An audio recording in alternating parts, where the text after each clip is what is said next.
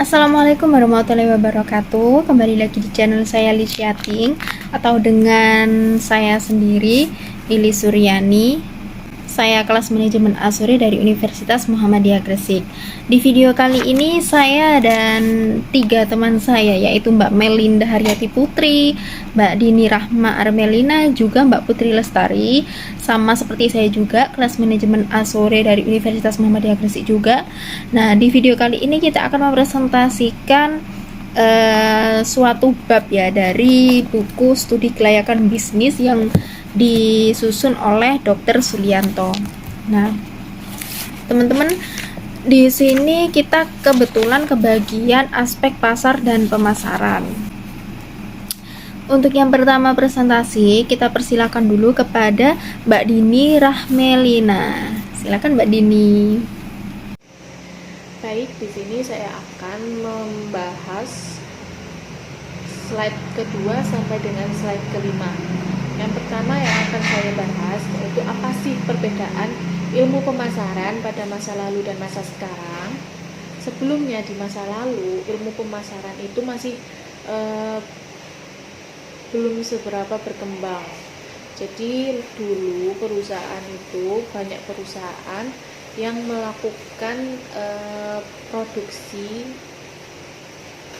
berproduksi sebanyak-banyaknya, baru kemudian mereka berusaha untuk menjual atau memasarkan produknya di pasar. Nah, kondisi semacam itu dengan mereka yang tidak peduli dengan kondisi permintaan yang ada, sehingga banyak perusahaan-perusahaan pada saat itu mengalami kegagalan dan kerugian akibat dari jumlah produksi yang tidak sesuai dengan jumlah permintaan. Nah, di masa sekarang banyak produsen atau perusahaan sebelum memproduksi, mereka terlebih dahulu melakukan riset pasar dengan berbagai cara. Nah, tujuan tak lain yaitu untuk melihat kondisi permintaan yang ada, dan kita dapat melihat apakah produk kita itu sudah mendapat respon dari konsumen, baik dilihat dari segi kualitas maupun dari harga. Nah, itulah mengapa pentingnya aspek pasar dan pemasaran dalam suatu perusahaan. Analisis aspek pasar dan pemasaran ini juga memegang peranan yang penting sebelum memulai bisnis, karena sumber pendapatan utama perusahaan berasal dari penjualan produk yang dihasilkan. Oke, next. Di sini saya akan membahas apa sih perbedaan menganalisis aspek pasar dan aspek pemasaran. Yang pertama, menganalisis pasar. Perusahaan itu harus menganalisis jenis produk yang akan diproduksi. Apakah produk mereka itu sudah ada atau belum ada di pasar tersebut, atau mungkin sudah ada tetapi masih belum banyak peminatnya. Lalu yang kedua, banyaknya produk yang diminta oleh konsumen. Jadi setelah kita sudah mendapatkan gambaran atau ide produk yang akan kita produksi nanti, yang akan kita jual, kita harus lihat apakah produk ini itu peminatnya banyak, atau apakah produk ini itu banyak yang suka, seperti itu. Lalu yang terakhir yaitu menganalisis banyaknya produk yang ditawarkan oleh pesaing. Jadi perusahaan harus menganalisis berapa banyak sih pesaing kita itu menjual produk mereka, seperti itu. Lalu yang kedua yaitu menganalisis aspek pemasaran. Di sini sudah jelas bahwa pemasaran adalah bagaimana strategi kita agar produk yang kita produksi atau yang kita hasilkan itu dapat sampai ke konsumen dengan lebih efisien dibandingkan dengan pesaing kita. Jadi kita harus mencari cara atau strategi bagaimana produk kita itu bisa terjual dengan semaksimum mungkin agar kita bisa mendapatkan laba tersebut. Selanjutnya yaitu next, tujuan perusahaan dalam pemasaran. Di sini ada secara khusus, secara umum, dan nantinya ada secara spesifik. Saya jelaskan terlebih dahulu secara khususnya, yaitu untuk meningkatkan penjualan dan laba. Pastinya semua perusahaan yang menjual produk itu, produk maupun jasa, mereka itu pasti bertujuan agar bisa meningkatkan penjualan dan laba perusahaan. Lalu yaitu untuk menguasai pasar. Jadi bagaimana caranya agar produk kita itu menjadi produk yang paling unggul di pasar tersebut. Lalu untuk mengurangi saingan, yang pasti kita perusahaan adalah untuk menyingkirkan pesaing-pesaing kita dengan produk yang kita jual. Lalu untuk menaikkan prestise produk tertentu di pasaran, untuk memenuhi pihak-pihak tertentu, dan secara umumnya yaitu memaksimumkan konsumsi, memaksimumkan kepuasan pelanggan, memaksimumkan pilihan ragam produk, memaksimumkan mutu hidup, meningkatkan penjualan barang dan jasa, meningkatkan penjualan barang dan jasa yang ingin menguasai pasar. Jadi tujuan secara khusus dan secara umum ini kurang lebih hampir sama. Yang pasti untuk meningkatkan penjualan laba, untuk menaikkan dan memenuhi kebutuhan konsumsi. Lalu yang terakhir yang akan saya bahas yaitu tujuan perusahaan dalam pemasaran secara spesifik. Yang pertama, menganalisis permintaan atas produk yang akan dihasilkan. Seperti penjelasan yang sebelum-sebelumnya, jadi sebelum kita memulai bisnis itu, kita harus terlebih dahulu tahu apakah produk ini itu di pasar, apakah nanti banyak permintaan yang masuk, apakah banyak peminatnya, seperti itu. Lalu menganalisis penawaran atas produk sejenis. Jadi di sini perusahaan melakukan analisis produk yang sama di pasar tersebut. Bagaimana penawaran yang akan kita jalankan dengan bersaing produk pesaing kita. Lalu menganalisis ketersediaan rekanan atau pemasok faktor produksi yang akan dihasilkan. Persaingan itu tidak hanya terjadi dalam hal bagaimana kita menjual produk, tetapi juga persaingan dengan perusahaan lain untuk mendapatkan bahan mentah atau bahan baku. Nah, jumlah produk yang diminta itu harus berada dalam volume yang cukup untuk menghasilkan keuntungan. Sedangkan jumlah pasokan harus mampu memenuhi kebutuhan perusahaan untuk menghasilkan produk pada skala produksi yang menguntungkan. Lalu yang terakhir yaitu menganalisis ketepatan strategi pemasaran yang akan digunakan. Nah, setelah semua aspek kita udah analisis, yaitu aspek pasarnya, dari segi aspek pasar, kita harus menganalisis apakah strategi yang akan kita jalankan nanti itu sudah tepat agar banyak konsumen yang membeli produk kita, seperti itu. Sekian dari penjelasan saya, selanjutnya akan dilanjutkan oleh teman saya. Ya, di sini membahas tentang bauran pemasaran, pasti tidak lepas dari marketing mix, yang merupakan kombinasi dari 4 unsur yang dikenal sebagai 4P, yaitu ada produk, ada price, promotion, dan pledge, yang nantinya akan dibahas satu persatu dari keempat unsur tersebut. Next. Ya, strategi bauran pemasaran produk. Menurut swasta, pengertian produk ini merupakan suatu yang bisa ditawarkan ke pasar untuk mendapatkan perhatian, pembelian, pemakaian, atau konsumsi yang dapat memenuhi keinginan atau kebutuhan. Sedangkan secara umumnya, pengertian produk adalah suatu sifat yang kompleks, baik dapat dirabah maupun tidak dapat dirabah, termasuk packaging dan warna. Di sini berdasarkan tujuan pemakaiannya, barang dapat dikelompokkan menjadi dua, yaitu yang pertama, ada barang konsumsi dan barang industri.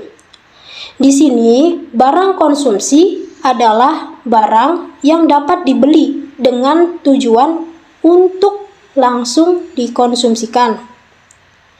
Sedangkan untuk barang industri sendiri adalah barang yang dibeli dengan tujuan untuk diproses lagi untuk kepentingan industri. Next. Barang konsumsi dibagi menjadi 3 golongan. Yang pertama, ada bahan konvenien. Barang konvenien ini adalah barang yang mudah pemakaiannya, mudah ditemukan di banyak tempat, dan tersedia setiap waktu. Contohnya seperti pasta gigi, permen, sabun, sampo, dan lainnya.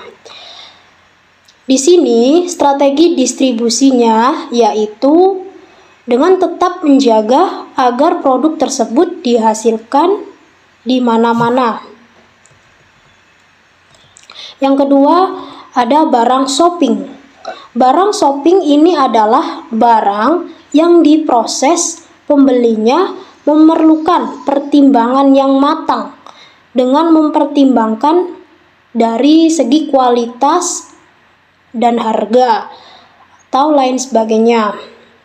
Contohnya seperti baju, sepatu, peralatan elektronik, perabotan rumah tangga, dan masih banyak lainnya.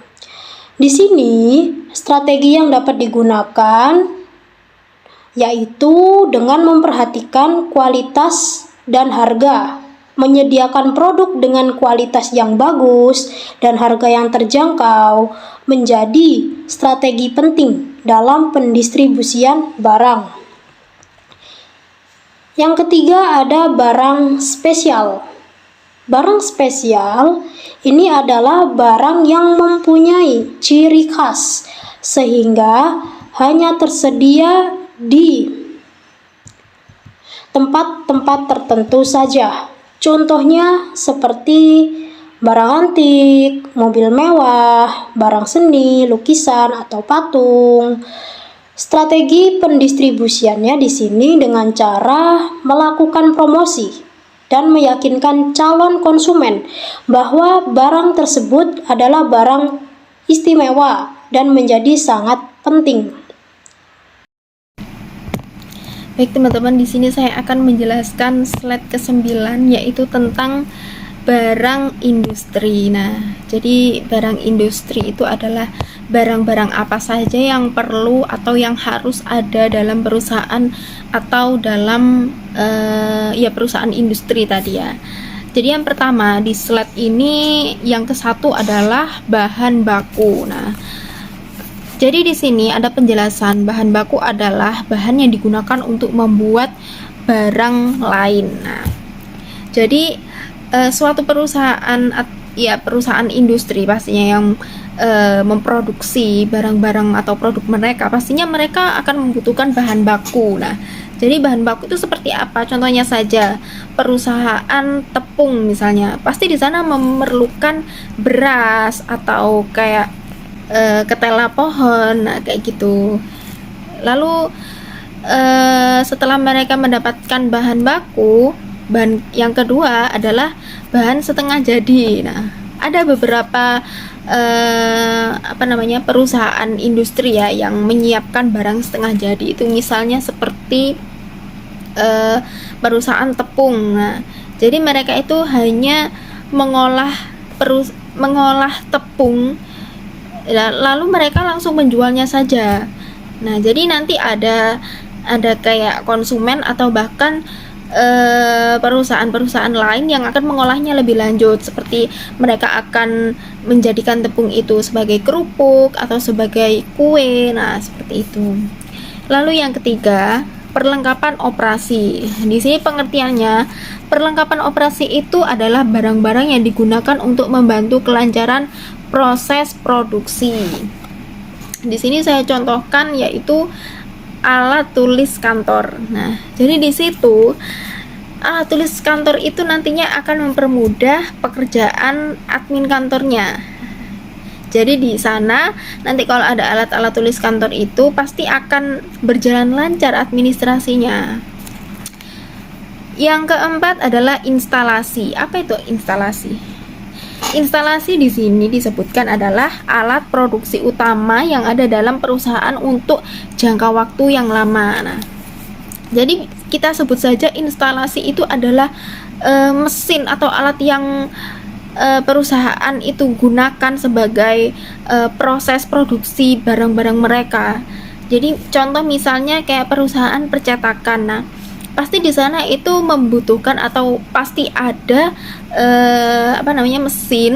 mesin yang digunakan untuk mencetak. Nah, lalu yang kelima adalah peralatan ekstra. Alat-alat yang digunakan untuk membantu peralatan utama atau instalasi dan sebagainya. Nah, ini alat-alat pendukung ya dalam suatu produksi perusahaan industri. Ya, saya sebut saja kayak misalnya gerobak dorong, ekskavator kayak gitu. Oke, next.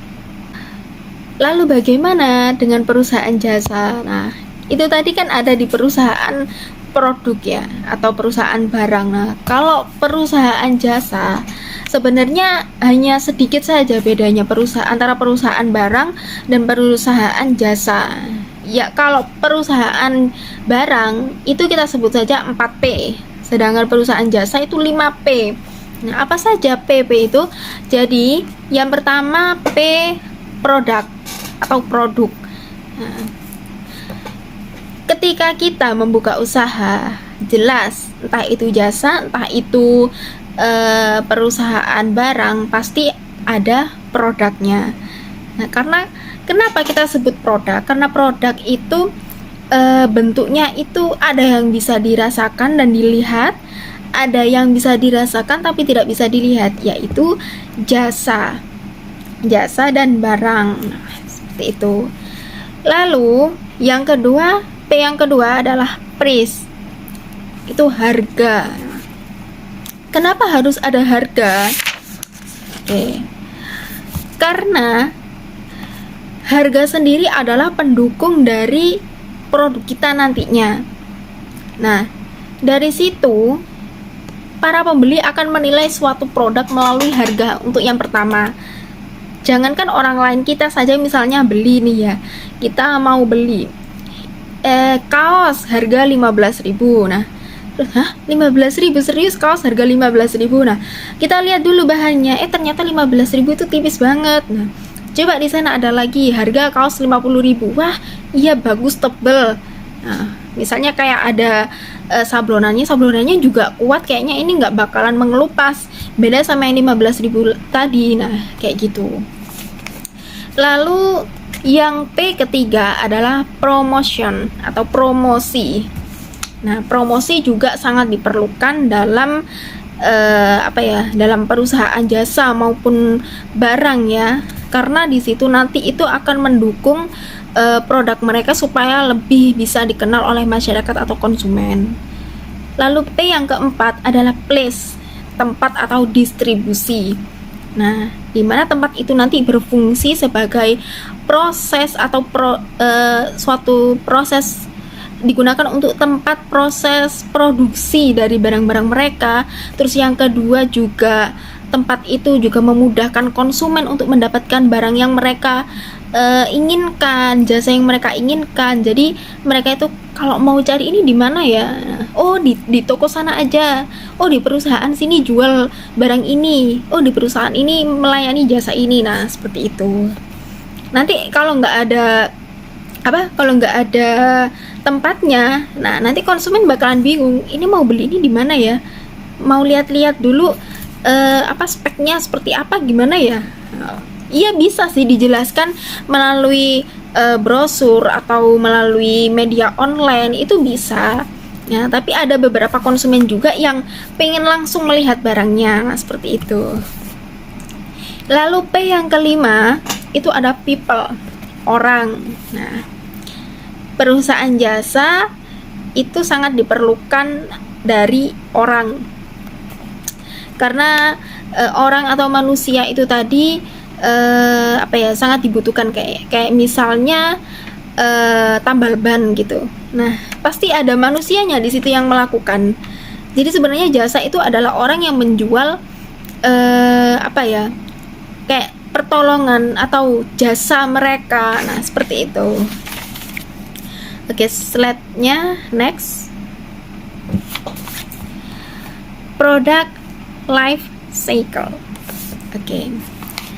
Di sini kalau saya baca di buku ini, penyusun studi kelayakan bisnis harus mengetahui posisi produk dalam siklus kehidupan produk. Nah, pada umumnya siklus kehidupan produk ini dibagi menjadi 5 tahap, yaitu yang pertama adalah perkenalan, perkembangan, kedewasaan, kemunduran. Ini sebenarnya kurang satu, yaitu kejenuhan. Baik, saya jelaskan saja. Yang pertama, perkenalan. Kenapa harus ada tahap-tahapan ini sih sebelumnya? Nah, jadi tahap-tahapan ini penting sekali untuk mengontrol barang kita itu sampai mana perkembangannya. Nah, seperti itu. Kita juga bisa tahu bahwa barang kita itu berada di posisi ini sebentar lagi barang kita akan melalui penurunan target. Kenapa? Karena kita ada di posisi kemunduran. Nah, misalnya seperti itu. Nah, dari tahap-tahapan ini nanti kita akan bisa membuat strategi untuk merubah atau lebih meningkatkan menuju target kita. Nah, yang pertama di sini ada tahap perkenalan. Nah, kenapa perlu perkenalan? Karena kita waktu membuka atau mendirikan suatu usaha, produk kita itu masih dalam lingkup kecil untuk dikenali orang. Nah, kemudian yang kedua adalah laba yang mungkin kita dapatkan masih belum ada sama sekali atau bahkan sedikit. Nah, seperti itu. Nah, di sini strategi yang harus kita lakukan adalah strategi promosi atau periklanan kayak gitu. Nah, jadi dari situ nanti produk kita akan dikenal oleh masyarakat atau konsumen secara luas. Nah, itu disebut tahap perkenalan. Untuk yang kedua adalah tahap perkembangan. Nah, setelah perkenalan tidak hanya cukup sampai di situ. Kita harus lanjut ke tahap pertumbuhan atau perkembangan ya. Nah, di situ tahap perkembangan atau pertumbuhan itu melalui strategi distribusi atau dapat dilakukan strategi distribusi. Nah, jadi di situ produk kita laba udah mulai ada, udah mulai masuk. Nah, produk kita juga udah mulai dikenal oleh masyarakat atau konsumen. Nah, tinggal kita selanjutnya yang kita lakukan adalah strategi distribusi. Nah, kita membuka outlet di suatu wilayah. Nah, seperti itu. Jadi supaya lebih luas lagi jangkauan yang kita cari itu tadi. Jadi supaya produk kita itu lebih dikenal juga. Nah, untuk kemungkinan laba atau target yang kita raih kan jadi lebih tinggi kan nantinya.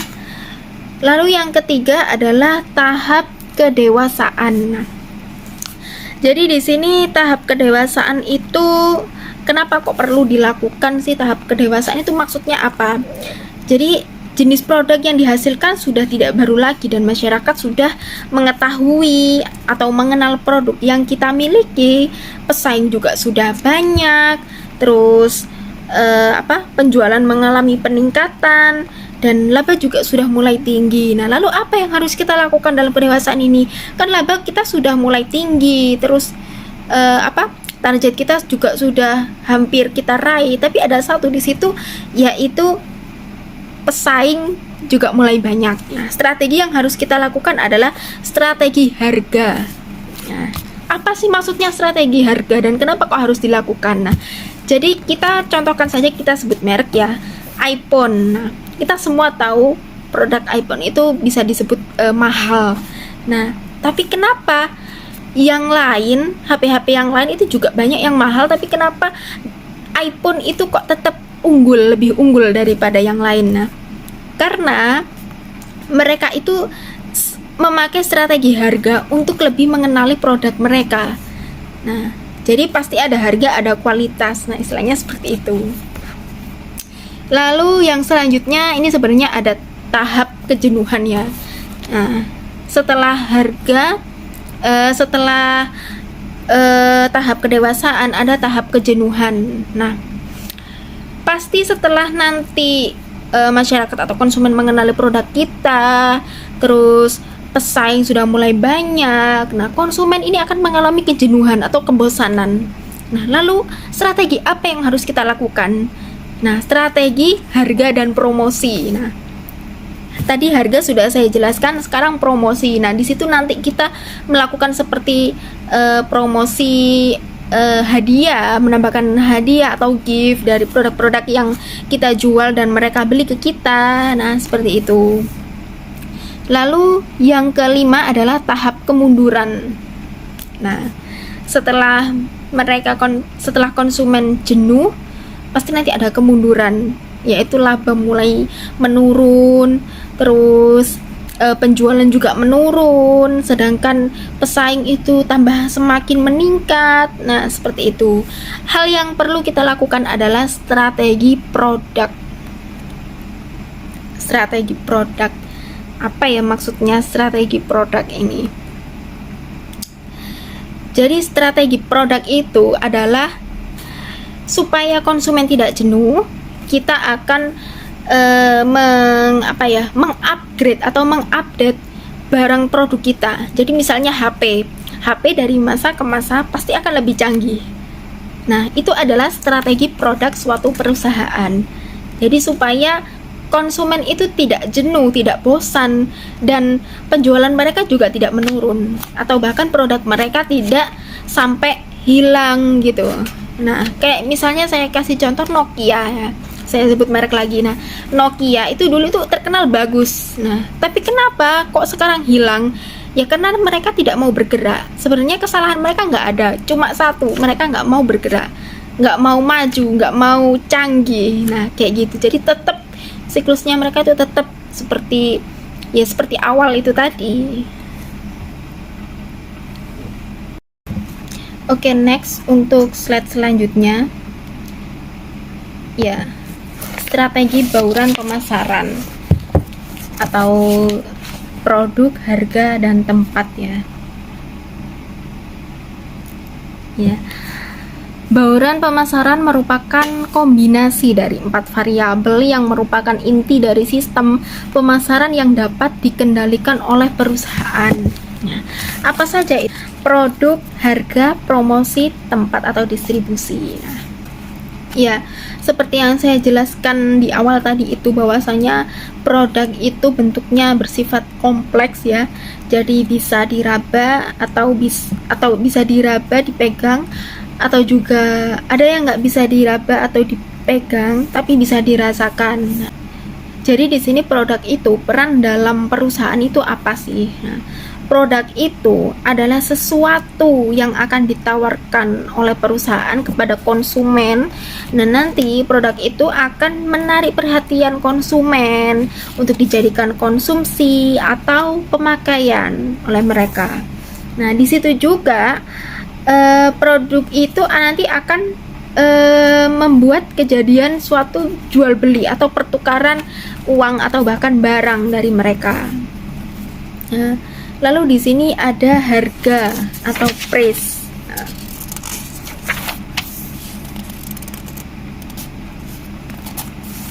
Di sini saya bacakan bahwa harga itu adalah sejumlah uang atau barang yang dibutuhkan untuk mendapatkan kombinasi dari barang lain yang disertai dengan pemberian jasa. Nah, penentuan tingkat harga sangat menentukan keberhasilan suatu bisnis. Seperti yang sudah saya jelaskan tadi, bahwasanya suatu konsumen, seorang konsumen akan melihat barang yang pertama adalah dari harganya.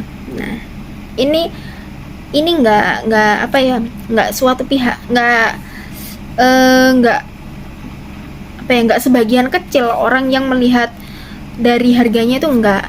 Nah, meskipun mereka nggak tahu jenis-jenis bahan dari barang atau produk itu tadi apa, tapi tetap mereka akan memastikan sendiri dari patokan harga.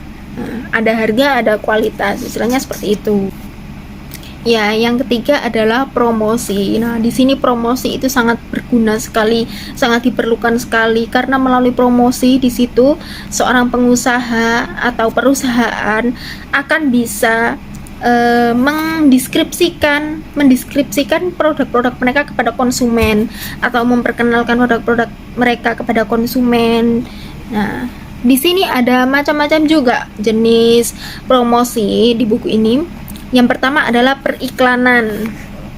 Nah, periklanan zaman-zaman sekarang pasti banyak lah ya, apalagi di media online. Nah, itu periklanan online itu sudah pasti banyak sekali. Nah, lalu yang kedua adalah penjualan perorangan. Contohnya saja seperti PSG atau sales kayak gitu. Jadi mereka itu memang cara promosi atau menjualnya itu benar-benar harus bertatap muka. Atau kalau nggak seperti itu ya melalui telepon kayak gitu. Lalu yang ketiga ada promosi publisitas. Nah, contohnya itu sponsor. Beda ya, sponsor sama periklanan. Kalau sponsor itu ya kita ketahui lah, itu pasti ada hubungannya sama entah itu acara-acara atau kuis-kuis kayak di TV. Nah, kayak gitu. Jadi mereka itu lebih mendukung suatu kegiatan itu tadi dengan produk mereka. Tujuannya tetap memperkenalkan produk mereka ke konsumen gitu. Lalu yang terakhir adalah jenis promosi penjualan. Nah, promosi penjualan ini ya sama ya. Promosi penjualan itu maksudnya itu adalah seperti memberikan diskon atau memberikan gift, kayak misalnya itu beli satu gratis satu lagi. Nah, kayak gitu. Itu juga termasuk promosi. Lalu yang terakhir adalah tempat atau distribusi. Nah, distribusi atau tempat merupakan semua kegiatan yang dilakukan perusahaan dengan tujuan membuat produk yang dibutuhkan dan diinginkan oleh konsumen dapat dengan mudah diperoleh oleh konsumen tersebut. Seperti yang saya sudah jelaskan di depan tadi, bahwasanya tempat itu sangat penting dan sangat berpengaruh dengan perkembangan produk kita. Nah, jadi kita harus memudahkan akses konsumen untuk mencari produk kita, untuk mencari produk yang mereka beli itu apa saja. Oke, untuk slide selanjutnya bisa dilanjutkan dengan Mbak Putri Lestari. Assalamualaikum warahmatullahi wabarakatuh.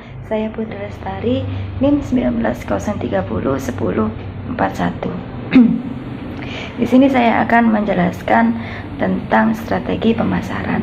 Strategi pemasaran merupakan serangkaian tujuan dan sasaran, kebijakan, serta aturan yang memberi arah kepada usaha-usaha pemasar dari waktu ke waktu pada masing-masing tingkatan serta lokasinya. Jadi strategi pemasaran ini merupakan serangkaian yang berisikan tujuan, sasaran, dan kebijakan dan aturan yang memberikan arah kepada pelaku usaha pemasar. Menurut Kotler, strategi pemasaran terbagi menjadi 3 unsur, yaitu segmentasi, targeting, dan positioning atau biasa disebut dengan STP. Tetapi dalam buku studi kelayakan bisnis menurut karya Dr. Suryatno, ia menjelaskan ada 4 unsur dalam strategi pemasaran, yaitu segmentasi pasar, penetapan pasar sasaran, diferensiasi, dan penetapan posisi pasar. Yang dimana keempat unsur ini kita akan mendiskusikan bersama-sama apa itu segmentasi pasar, apa itu penetapan pasar, apa itu diferensiasi, dan penetapan posisi pasar. Segmentasi pasar. Segmentasi pasar merupakan kegiatan membagi pasar menjadi kelompok-kelompok pembeli yang berbeda, yang memiliki kebutuhan, karakteristik, atau perilaku yang berbeda. Jadi kalau kita ingin membuat suatu usaha, kita harus dapat menentukan produk kita ini ditujukan dalam masyarakat menengah ke atas atau masyarakat menengah ke bawah. Itulah yang dinamakan segmentasi. Lalu mengapa perlu segmentasi? Karena kebutuhan konsumen yang berbeda-beda. Dengan segmentasi bertujuan agar perusahaan ini lebih mudah melayani berbagai kebutuhan dan keinginan pasar. Lalu bagaimana segmentasi ini dapat dilakukan? Kita dapat melihat beberapa unsur, yaitu unsur geografis, unsur demografis, dan unsur psikologis. Kalau kita melihat unsur geografis, artinya kita dapat melihat unsur ini secara wilayah atau lokasi. Selanjutnya unsur demografis, yang berarti kita dapat melihat perbedaan jenis kelamin, usia, suku, agama, ras, dan lain sebagainya. Yang ketiga yaitu unsur psikografis, yang membagi pasar itu berdasarkan kepribadian, sikap, dan gaya hidup. Lalu selanjutnya ada penetapan pasar sasaran atau targeting. Jadi setelah membagi pasar, selanjutnya adalah pemilihan pasar dari kumpulan pembeli dengan kebutuhan yang akan dilayani oleh perusahaan. Lalu apa perbedaan segmentasi pasar dan targeting atau penetapan pasar sasaran?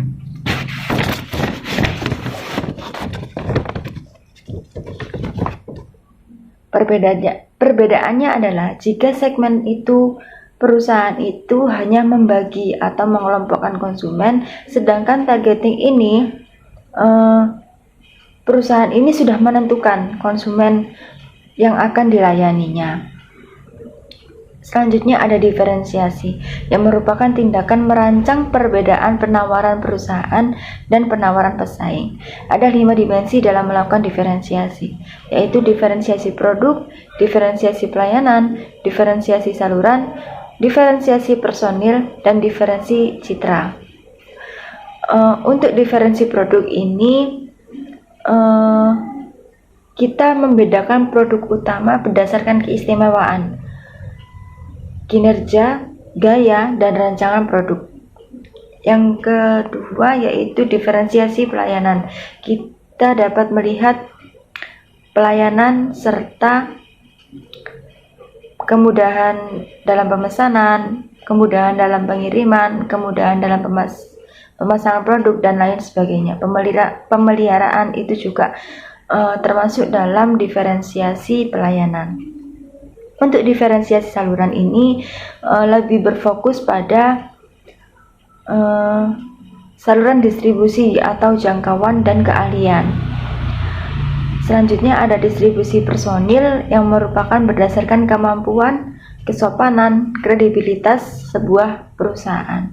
Yang terakhir ada diferensiasi citra, yang berdasarkan identitas, penetapan posisi, perbedaan logo, lambang, dan lain sebagainya. Yang terakhir ada penetapan posisi pasar, yang merupakan tindakan yang merancang penawaran dengan citra perusahaan sehingga menciptakan dalam benak masyarakat. Jadi dalam suatu perusahaan itu kita juga harus menciptakan citra yang baik bagi masyarakat sehingga masyarakat ini bisa menerima produk kita dan terkesan di dalam benak konsumen. Next, selanjutnya ada sumber data. Tentunya kita dalam menganalisis suatu pasar, kita harus mengenal sumber data. Pada umumnya sumber data terbagi menjadi 2, yaitu data primer dan data sekunder. Data primer merupakan data tentang ketersediaan masyarakat untuk menggunakan produk yang dihasilkan oleh perusahaan. Jadi data primer ini merupakan data yang berfokus pada masyarakat apakah mau menggunakan produk yang dihasilkan oleh perusahaan itu. Yang kedua yaitu data sekunder, yang merupakan data literatur tentang pasar dan pemasaran, perkembangan, dan pendapatan masyarakat. Jadi data sekunder ini lebih berfokus pada literatur pasar, tentang pasar dan pemasaran. Next, selanjutnya ada responden atau narasumber. Jadi dalam menganalisis aspek pasar tidak hanya memerlukan data saja, tetapi juga kita harus memerlukan responden atau narasumber. Apa saja responden dan narasumber untuk menganalisis pasar dan pemasaran? Yang pertama ada masyarakat sebagai pasar sasaran. Tentunya kita perlu adanya masyarakat sebagai responden, karena bagaimanapun masyarakat akan menjadi konsumen kita, dan masyarakat akan menanggapi produk yang dihasilkan di perusahaan kita. Jadi itulah pentingnya responden dari masyarakat. Yang kedua yaitu pelaku usaha sejenis atau pesaing. Kita dapat menggunakan responden pelaku usaha sejenis ini untuk mengetahui kondisi pasar yang sebenarnya. Yang ketiga yaitu ahli pemasaran yang bersangkutan atau konsultan, dengan tujuan untuk mengetahui atau menganalisis strategi yang akan digunakan perusahaan dalam aspek pasar dan pemasaran. Dan yang terakhir ada para pemasok. Tentunya dalam sebuah usaha kita juga perlu yang namanya pemasok. Dengan mempunyai responden pemasok, kita dapat melihat kondisi bahan baku untuk diproduksi menjadi produk yang dihasilkan perusahaan. Next, selanjutnya ada metode pengumpulan data. Pengumpulan data untuk analisis aspek pasar dan pemasaran dalam studi kelayakan bisnis dilakukan dengan cara-cara seperti survei, wawancara, dan studi dokumentasi. Adapun survei, metode survei ini dalam pengumpulan data dapat dilakukan dengan melakukan survei terhadap masyarakat calon target pasar, masyarakat pelanggan pesaing, dan calon pesaing jika memungkinkan. Yang kedua yaitu metode pengumpulan data secara wawancara. Dengan metode wawancara, dalam mengumpulkan data pada aspek pasar dan pemasaran dilakukan dengan melakukan wawancara terhadap yaitu masyarakat calon, target pasar, pelaku usaha sejenis, ahli pemasaran, dan calon pemasok, itu pun jika memungkinkan. Dan yang ketiga yaitu ada studi dokumentasi. Dalam studi dokumentasi kita dapat memperoleh data tentang literatur tentang pasar, perkembangan harga dan penjualan produk, perkembangan pendapatan masyarakat, perkembangan harga, dan lain sebagainya. Dan selanjutnya instrumen pengumpulan data. Instrumen pengumpulan data dalam studi kelayakan bisnis dapat menggunakan yang pertama, checklist data sekunder, yang kedua, kuesioner penelitian, dan yang ketiga yaitu pedoman wawancara.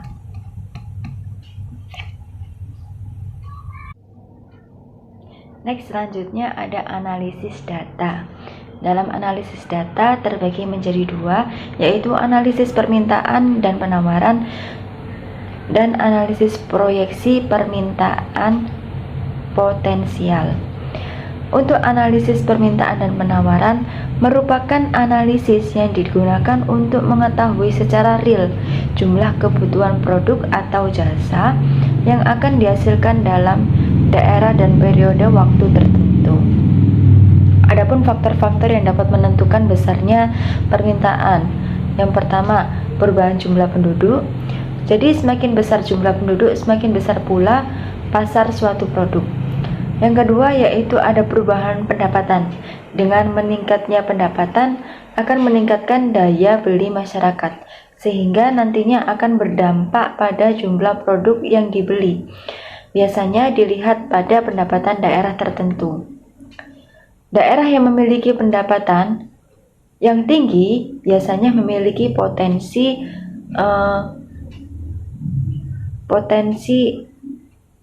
jual beli lebih tinggi. Dan selanjutnya ada perkembangan mode. Produk dengan mode yang sedang populer itu akan memiliki potensi pasar yang besar. Dan yang terakhir ada perubahan harga produk. Jika harga itu naik, maka kemungkinan minat membeli masyarakat itu juga akan semakin menurun. Jadi itu beberapa faktor yang dapat menentukan besarnya permintaan. Dan yang kedua, analisis proyeksi permintaan potensial merupakan permintaan sejumlah produk yang mungkin akan dibeli oleh masyarakat atau industri pada masa yang akan datang. Dan analisis proyeksi permintaan potensial ini ada beberapa yang dapat dilakukan dalam analisis proyeksi permintaan potensial. Yang pertama dengan judge method yang berfokus pada pendapatan. Ada beberapa cara, yaitu dengan mengsurvei niat beli, pendapatan para tenaga penjual, dan pendapatan para ahli. Dan yang kedua ada analisis proyeksi permintaan potensial, yang merupakan permintaan sejumlah produk yang mungkin akan dibeli oleh masyarakat atau industri pada masa yang akan datang. Proyeksi permintaan potensial dapat dilakukan dengan cara-cara seperti yang pertama ada judge method yang berfokus pada pendapatan. Ada beberapa cara dalam judge method, yaitu dengan mengsurvei niat beli, pendapat para tenaga penjual, dan pendapat para ahli. Metode yang kedua dalam analisis proyeksi permintaan potensial ada statistical method yang menggunakan perhitungan statistik dan dengan bantuan SPSS. Ada beberapa cara dalam menggunakan statistical method. Yang pertama ada analisis trend yang merupakan memproyeksikan penjualan ini pada masa yang akan datang berdasarkan histori atau data sebelumnya. Yang kedua ada analisis korelasi yang digunakan untuk mengetahui derajat hubungan linier antar satu variabel dengan variabel yang lainnya. Yang ketiga ada analisis regresi, yang pastinya dalam ketiga metode ini pastinya menggunakan bantuan SPSS. Itu sedikit penjelasan dari aspek pasar dan pemasaran. Baik teman-teman, terima kasih telah menyimak dan juga mendengarkan presentasi kita.